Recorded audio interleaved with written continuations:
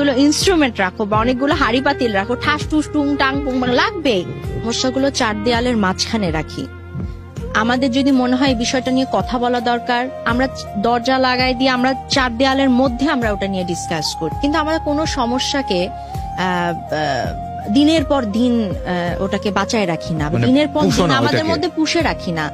Because ultimately end of the story দেখো, একটা মানুষের সাথে এত বছর ধরে আমি সংসার করছি, আমি আছি, বা যে কোনো রিলেশনে, আমার ফ্রেন্ড, আমার বোন, আমার মা, যে কোনো রিলেশন, প্রত্যেকটা রিলেশন কিন্তু খুব প্রেশাস।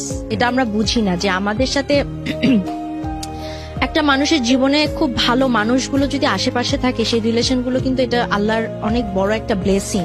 ভালো রিলেশনশিপ আশেপাশে পাওয়া যায় না। সো যেগুলো তোমাদের আশেপাশে রিলেশনগুলো আছে, প্লিজ এগুলোকে হাতছাড়া করো না। Let's talk to him or her, solve it. চার দেয়ালে সলভ করো, এটা ফেসবুকে সলভ করার কিছু নাই, বা সোশ্যাল মিডিয়ায় সলভ করার কিছু নাই। তোমাদের প্রবলেম তোমাদের সলভ করতে হবে, এটা তৃতীয় পক্ষ এসে সলভ করার কিছু নাই।